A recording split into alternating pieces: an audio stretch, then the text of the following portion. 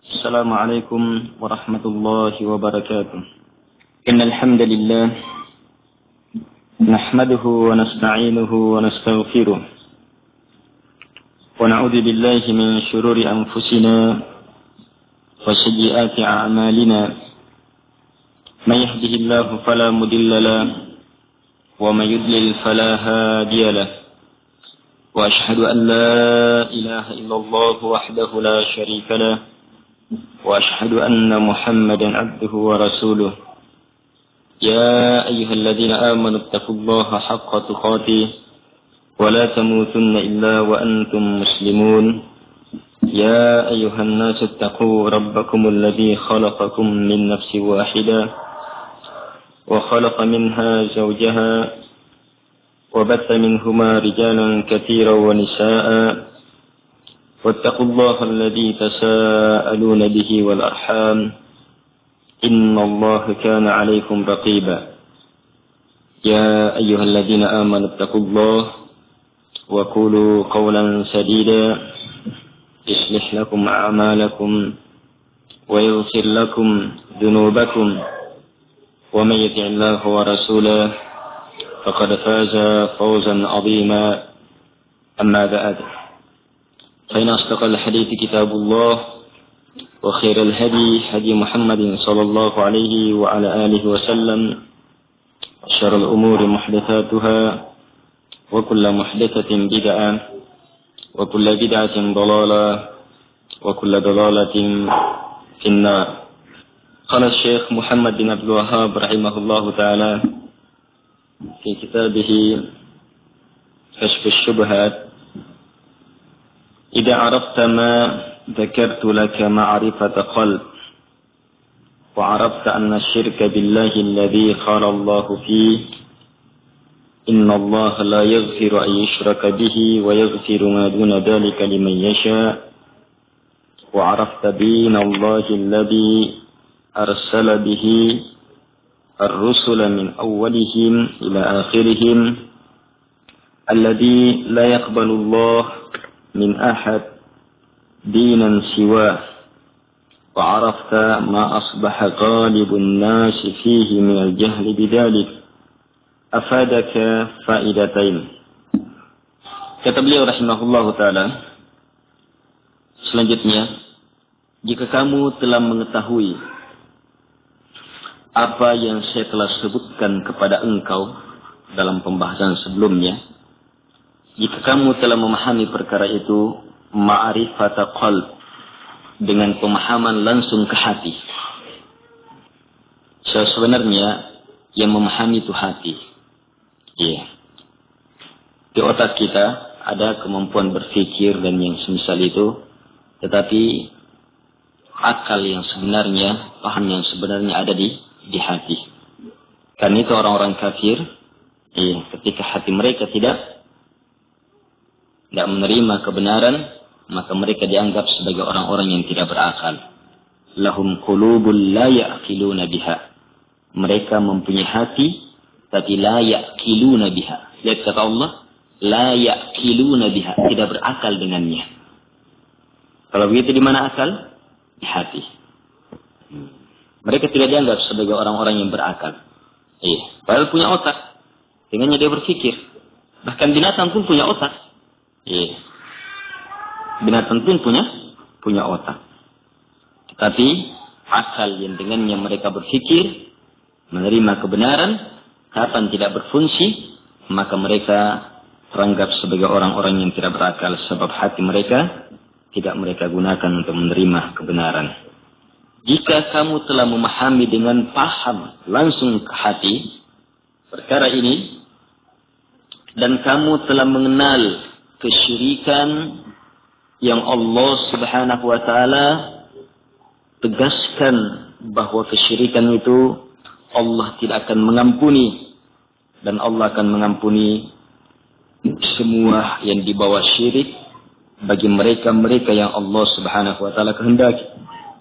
Dan kamu telah tahu pula agama yang dengannya Allah Subhanahu wa ta'ala mengutus para rasul dari awal sampai akhir, yang mana Allah Subhanahu wa ta'ala tidak akan menerima dari siapapun juga agama selain agama itu. Dan bersama dengan itu kamu telah tahu pula bahwa kamu telah tahu kondisi yang menimpa kebanyakan manusia sekarang. Bodoh terhadap perkara ini. Kalau kamu sudah tahu perkara ini, afadaka faidatain, maka pengetahuan itu akan memberikan kepada kamu dua manfaat. Yang pertama, al-farahu bifadlillahi wa rahmati. Kama qala Allah Ta'ala, qul bifadlillahi wa birahmatihi, fabidhalika falyafrahu, wa khairum mimma yajma'un. Wa afadaka ayda al-khawful azim. Baik. Manfaat yang pertama yang kamu peroleh dari ilmu itu, dari pengetahuan itu, pengetahuan tentang tauhid yang sebenarnya, akan bahaya kesyirikan, yang mana inilah hakikat agama Allah, yang dengannya para nabi dan rasul diutus, kitab-kitab diturunkan. Sementara di sisi lain banyak manusia yang tidak paham terhadap perkara itu. Kalau kamu paham ini, maka kamu akan mendapatkan manfaat. Yang pertama, berbahagia.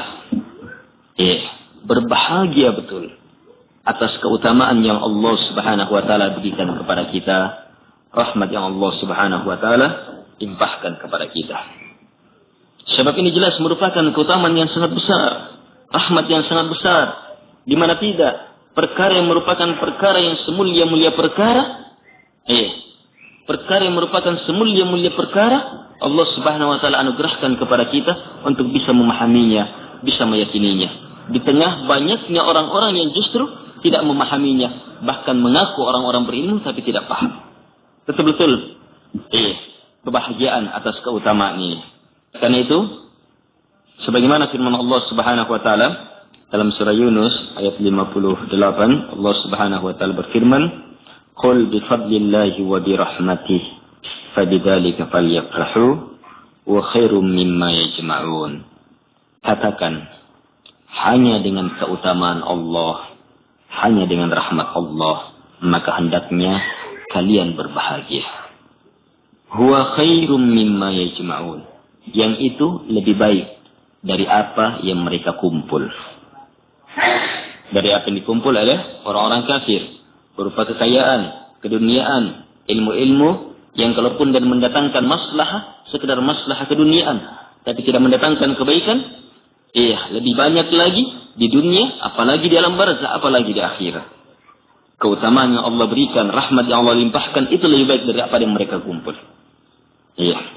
Dan di antara keutamaan itu, yang hendaknya kita falyafrahu, melakukan al-farah, kebahagiaan, adalah keutamaan memahami ketauhidan ini, yang merupakan hakikat dari agama. Manfaat yang kedua, akan lahir takut yang sangat besar. Takut yang sangat besar. Bagaimana bisa? Kata beliau, fa innaka idza arafta anna al-insan yakfuru bi kalimatin yakhrujuha min lisanihi wa qad yaquluha wa huwa jahilun fala yu'dharu bil jahl wa qad yaquluha wa huwa yadhunnu annaha tuqarribuhu ila Allah kama kana yadhunnu al-musyrikuuna khususan in alhamaka Allahu ta'ala ma khassa an Musa an qaumi Musa ma'a salahihim wa ilmihim annahum atawhu qailin ij'al lana ilahan kama lahum alihah. Hina idin ya'dhumu khawfuka wa hirsuka ala ma yukhallisuka min hada wa amthalihi.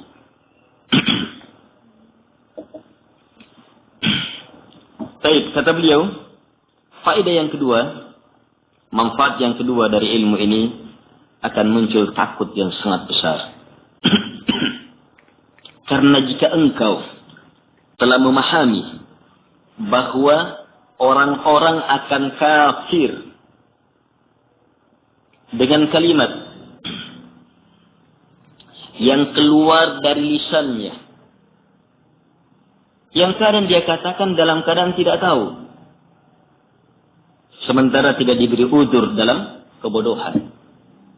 Tapi sudah tidak tahu. Ini maksudnya apa? Ilmu-ilmu yang merupakan perkara-perkara agama yang darurah. Ma'lum bid-din bid-darurah. Perhatikan istilah ini, ma'lum bid-din bid-darurah. Dipahami dalam agama secara pasti. Kapan beragama pasti tahu perkara itu. Jadi ada bentuk kekafiran orang ucapkan. Dia tidak tahu. Sementara ketidaktahuannya tidak diberi uzur. Sementara di sisi lain Allah telah memberikan ilmu kepada kita akan perkara itu. Bahaya. Kadang juga dia ucapkan kalimat kekafiran itu dalam keadaan dia menyangka justru perkara itu mendekatkan diri kepada Allah Subhanahu wa taala. Jadi kondisi orang-orang yang terjerumus ke dalam kesyirikan, ada yang terjerumus karena kebodohannya. Ada yang terjerumus karena sudah bodoh justru menganggap kesyirikan itu sebagai perkara yang mendekatkan diri kepada Allah Subhanahu wa taala. Sebagaimana sangkaan orang-orang musyrikin. Terkhusus kata beliau, jika Allah memberikan ilham kepada engkau, kekuatan paham terhadap kisah kaumnya Nabi Musa alaihi salatu wassalam. Kaumnya Nabi Musa mempunyai kesalehan, mempunyai ilmu, tapi itu pun ternyata mereka mendatangi Nabi Musa seraya berkata, ij'al lana ilahan kama lahum alihah. Buatkan untuk kami sembahan sebagaimana mereka mempunyai sembahan-sembahan. Ini ucapan. Coba lihat. Mereka menyangka ini kebaikan. Kalau ternyata orang-orang yang seperti ini terjerumus, maka apa? Maka disitulah akan semakin bertambah besar takut kamu. Dan akan semakin bertambah besar keinginan dan semangat kamu untuk berlepas dari bencana-bencana yang menimpa bencana-bencana yang menimpa mereka itu. Dan alhamdulillah Allah Subhanahu wa taala selamatkan kita dari perkara ini. Jadi dua sisi itu ya. Dan saya rasa ini bisa dipahami ya, dalam semua perkara yang namanya kemuliaan, ketika kita telah dapatkan, maka akan dua ini muncul. Muncul dua ini. Bahagia dan sekaligus takut. Bahagia dan sekaligus takut. Kita bisa rasakan itu. Walaupun perkara itu perkara-perkara keduniaan. Bahkan contoh perkara keduniaan yang kita alami mengantar kita untuk memahami perkara ini.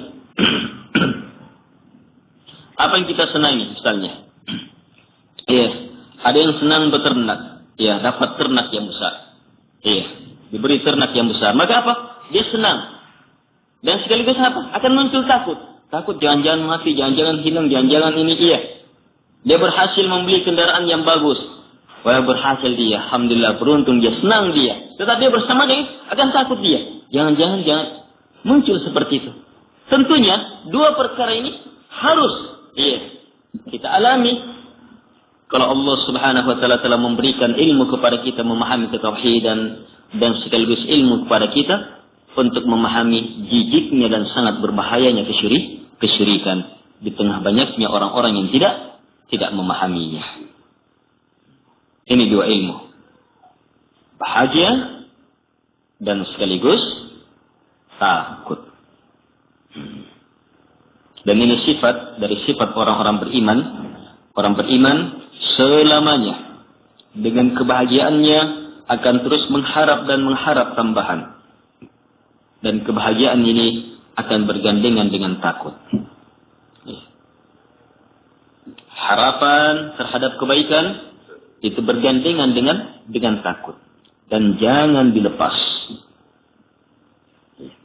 Kapan harapan-harapan yang mendominasi sampai mengalahkan takut, maka seseorang akan terjerumus ke dalam bencana. Akan terus-menerus terjerumus ke dalam dosa. Dan menganggap, tidak mengapa. Rahmat Allah sangat luas dan yang semisal ini. Saya tidak takut.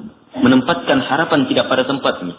Di sisi lain, kalau orang hanya takut saja, waspada saja, dengan semisal itu, sampai mengalahkan harapannya, takutnya, sampai mengalahkan kekuatan yakinnya akan kekuatan luar biasanya rahmat Allah Subhanahu wa taala, maka apa?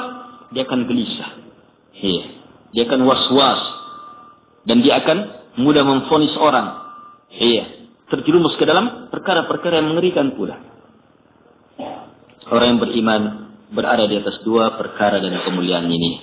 Mereka berbahagia dan terus mengharap kebahagiaan, kemenangan, kenikmatan di sisi Allah Subhanahu wa taala, dan di sisi lain mereka juga khawatir dan takut kalau kenikmatan itu sirna dan kalau terjerumus ke dalam perkara-perkara yang bisa merusak kebahagiaan dan kenikmatan itu. Kemudian kata beliau, setelah pendahuluan itu,